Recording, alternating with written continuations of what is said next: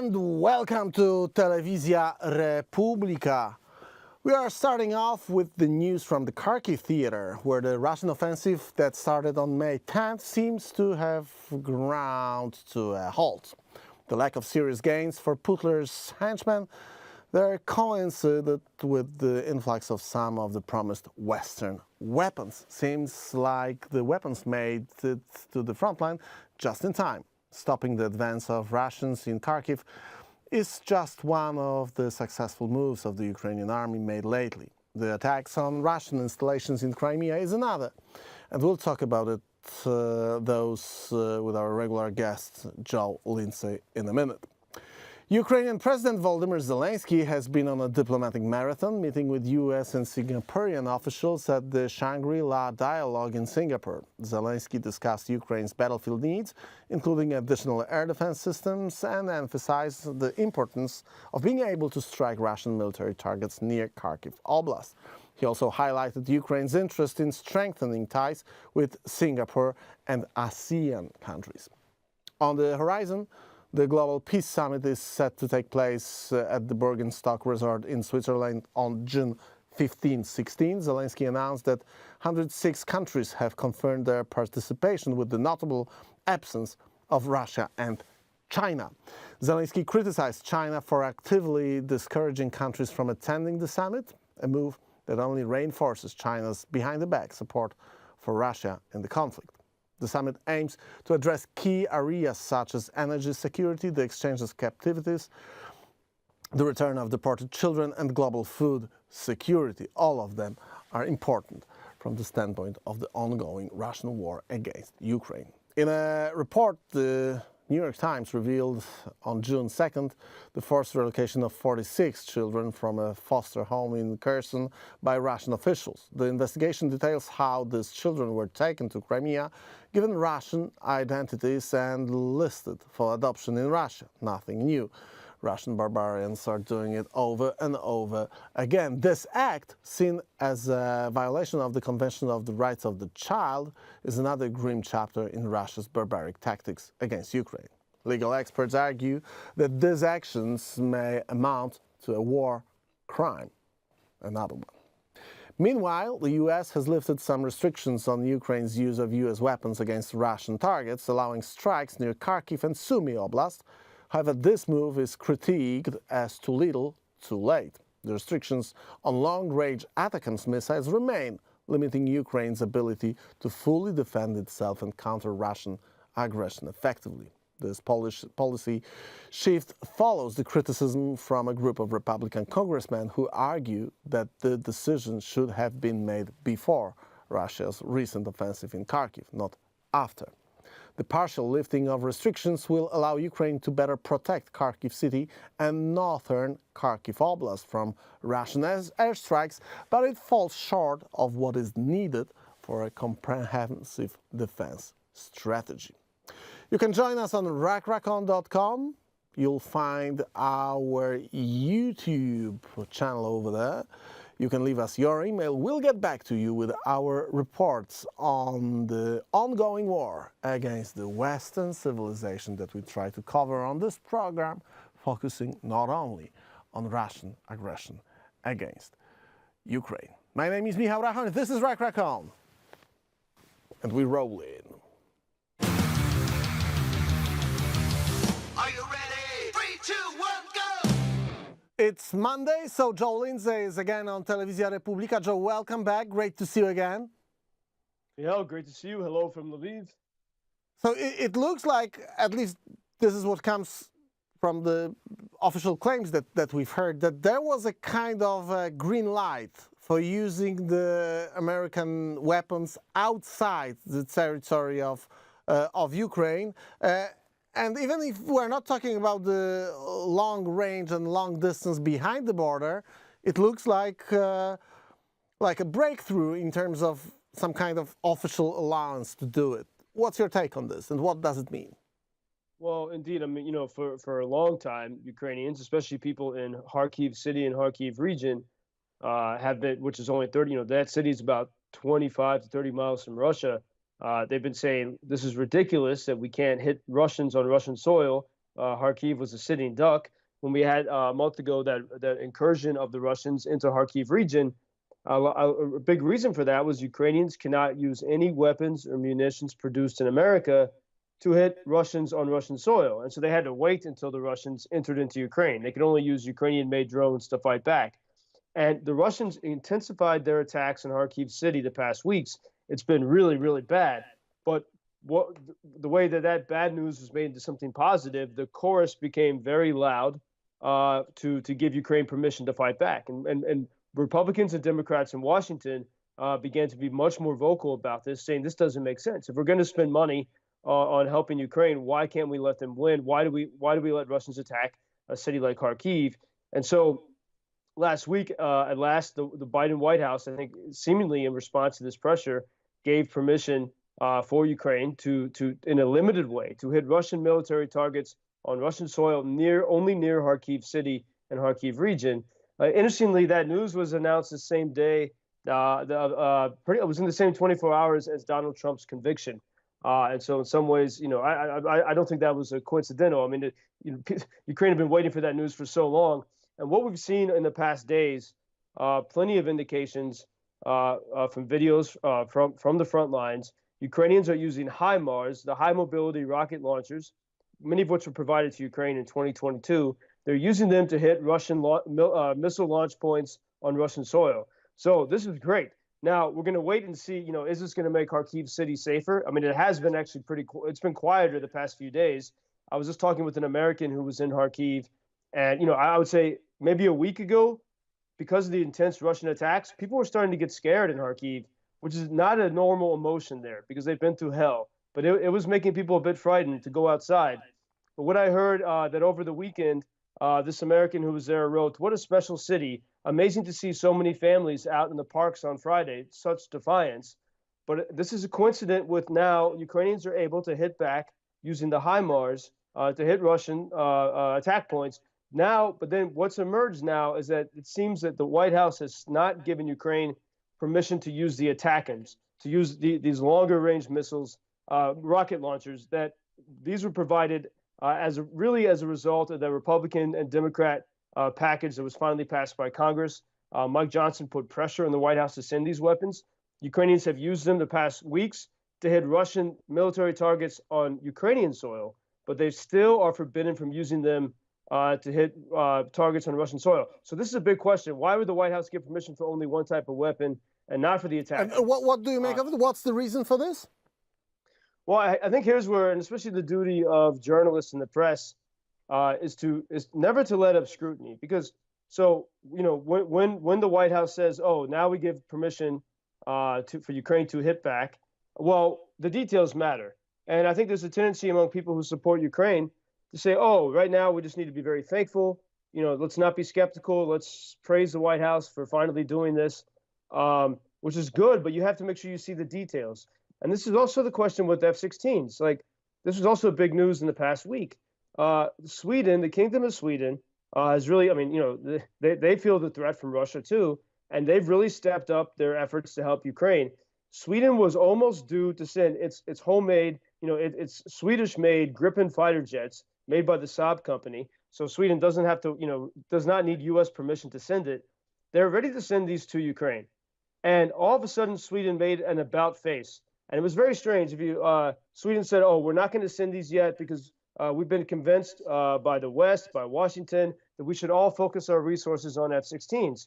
But if you look at, for example, on X or Twitter, many European leaders were almost using the same language, as though they had the same playbook.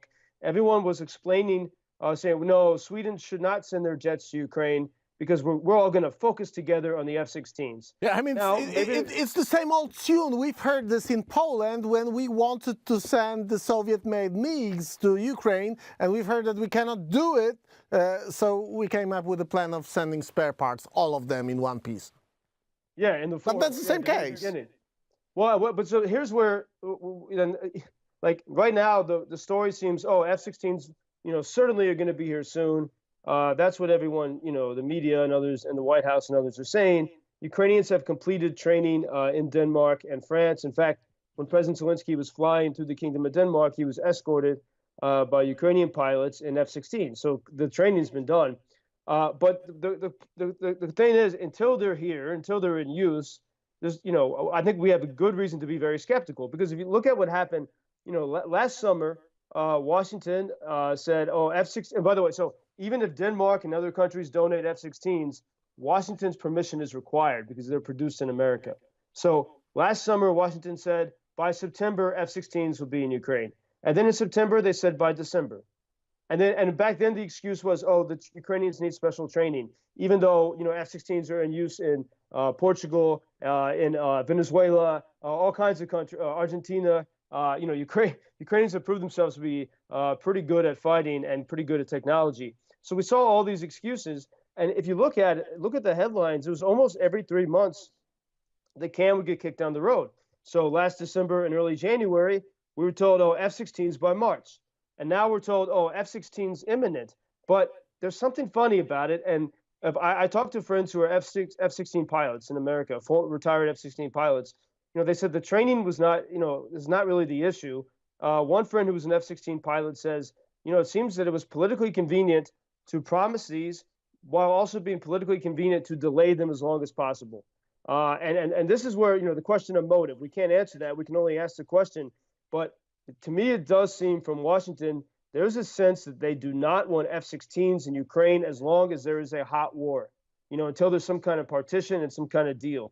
And this is why the pressure. So this is a fairy tale of F-16s that are not available for this on that reason, but the reality is it won't happen until we are going to have some kind of political settlement over there. And actually we hear on and on from different persons and different countries that this is what we should be expecting pretty soon.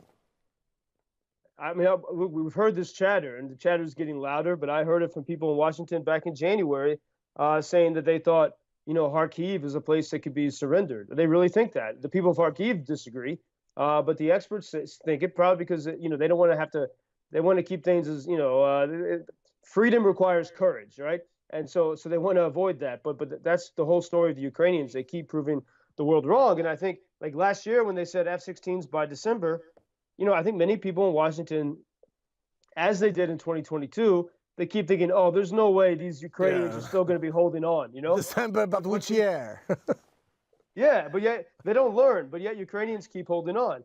And this is, so look, I think, it's important, Ukrainians are grateful for, now they can use, for example, the HIMARS to hit the Russians. But it's important to look very closely and say, okay, why can't they use the ATACMS? And if you look at it that way, I mean, it still is possible that Washington is afraid of a Russian defeat. I mean, we've seen that language from the White House. And this is why I wish the press would ask better questions, because in 2022, Jake Sullivan said, we can't send ATACMS to Ukraine because we could have World War III, he said. Well, now ATACMS have been here for several months, and we see success. We see places being made. So someone needs to ask that question, because if you give politicians the benefit of the doubt, well, they'll say something, and then, okay, we're not allowed to question this for a few weeks. We should be happy. But then we see. Okay, Joe, I do not think that we are going to answer this question, since we are asking this question for like 3 years almost, or 2.5 years. So definitely we are not going to find a solution today. But could you tell us what's the situation around Kharkiv right now? Because we've been talking about the new, I don't know even how to call it, another offensive or a counter-offensive to the counter-offensive by the Russians. We were talking about 50,000 troops amassed in the area of Kharkiv, and it looks like the thing is still, well, nothing really changed. So what do we know? You said that there is a difference in the level of pressure being imposed on Kharkiv. So what's the situation right now in terms of the Russian activity in the area? Well, it's important to know that in these past weeks of the Russian incursion into the Kharkiv region, the Russians never got past Ukrainian defensive lines that were constructed away from the border. One of the reasons why is the Ukrainians, they couldn't put that at the border because they couldn't attack until they couldn't hit the Russians until the Russians invaded. But the Russians have not made significant progress in the past week there in terms of gaining ground. But what they have done, they've destroyed yet another city. The city of Volchansk, has been Bakhmuted. So they've been able to do that, and they've been able to hit so many places in Kharkiv City. They've really pounded the hell out of Kharkiv City. I mean, the attitude was very dark there as of Monday. I think the attitude's changed because of the news the Ukrainians can hit back. But Kharkiv is I mean, what has happened there? You know, I spent so much time in that city. What happened there the past weeks? What was a new level of terror was created. The intensity of the attacks, and there's so many stories of I mean, kids that have been killed. There's a famous medic, Cheka. She was 25, due to turn 26 2 days before she was killed in battle, and thousands of people just gathered in Kyiv to sing in her honor. But the losses of life have been very intense there in Kharkiv region. So the Russians haven't gained anything, but they haven't really gained much, but they've caused a hell of a lot of destruction. Now, I think that they were hoping they could break the spirit of that city and get people to leave. We don't see that happening. I know people were a little bit more nervous, but I didn't see a mass exodus. In fact, I know many people, including foreign volunteers, that have purposely traveled there in the past week. Now, the other big concern was that Russians might try to invade, like in the Sumy region, which is between Kyiv and Kharkiv. And until this permission was given from Washington, that was very scary because Ukrainians had to wait while Russians amassed troops. Now we see that Ukraine can do something before the Russians cross the line. And then within all this, it's important to note that Russians continue to do very precise attacks on Ukrainian infrastructure. It's bad. There's more and more power outages now throughout the country. After we had a pretty successful winter with power and no one had to use their generators, well, the Russians are really putting a hurt on the system. That is a major problem. We even, lately there's a lot of internet connectivity problems. The Russians are doing a lot of damage there. So that's something to watch. On the other hand, finally, I think people around the world are realizing what Ukraine has achieved in Crimea. Even The Economist said, well, I say even, The Economist said in Crimea, this is the headline, in Crimea, Ukraine is beating Russia. The peninsula is becoming a death trap for Russian soldiers. And indeed, because of Ukrainian drones, the sea drones, destroying more ships as they did last week, in one 24-hour period, they destroyed 7 more Russian ships of various sizes, including ferries that transport military gear. And they hit a Russian oil depot across on mainland Russia in the Kursk region. But it's not a direct fight. I mean, they are being pounded by the airstrikes and long-range missiles by the Ukraine, but we do not see any significant change in terms of the control over Crimea. No, but we see that the Russian Navy is very hazardous for any Russian ship to be anywhere around the coast of Crimea, including near the Kerch Bridge. We also had in mainland Russia, Ukrainians using drones, because the Ukrainians can do whatever they want with their own drones. They hit a convoy of 18 Russian trucks was destroyed on Russian mainland territory opposite the Kerch Bridge. Ukrainians did that using FPV drones. And look, I mean, we've seen the city of Odesa just about a month and a half ago was being routinely pounded. That's not happening to the same degree. And a lot of experts say, and people in the military say, I mean, Ukrainians have been able, using American ATACMS, using British weapons, and using drones and other things to hit the launch points and hit Russian radar in occupied Crimea. So maybe that has made Odessa safe. And this is the thing now to watch. Will we see Kharkiv region and city becoming safer now that Ukraine has this ability to go across the border, to shoot across the border? Okay, Joe. So we got about 1 minute. So is there anything new regarding the level of support that people are sending through your NGO to the front line? What can we say about it? What is the thing that you are raising money for right now, and what are the things that people need over there? People who are fighting on the front line against the Putler's henchmen. Well, I mean, it's, on that score, I mean, it's extremely tough and the mood is heavy. So many new people mobilized into the army. There's a big request frequently for drone jamming backpacks. So we're doing our best to get it, to people we know, to get that material. We now have a manufacturer somewhere in Ukraine that can do it for a very good price, about $1,500 per backpack. So we're working on those. We welcome support at UkrainianFreedomNews.com. And I think a big focus now is on drones, because the long-range weapons can come from America, but meanwhile Ukraine has to do everything they can with drones, and we're seeing, whether it's in Kursk in mainland Russia, whether it's in occupied Crimea, and even it was FPV Ukrainian drones, the kamikaze drones that Ukrainians use this past month to hold the line to keep the Russians from incurring from moving further into Kharkiv region. Now they not only have their own drones, also American HIMARS. But we'll keep helping the guys with drones. So UkrainianFreedomNews.com, we welcome support there. The PayPal option, because these drones are meant to stop the enemy, so it must be through PayPal. Yeah, our viewers know it very well. There are two ways of supporting wire. One that is tax deductible, and the second, which is, of course, more expensive, but gives to all our viewers definitely much more satisfaction. The second option is not that cheap. It's not tax deductible, but it helps kicking Ruskies out of the territories they are trying to steal. So if our viewers do want to support Joe, they can do it in the way that Joe just described. Joe, thanks a lot. We see each other next week. Thank you. Thank you. Dziękuję. Dziękuję.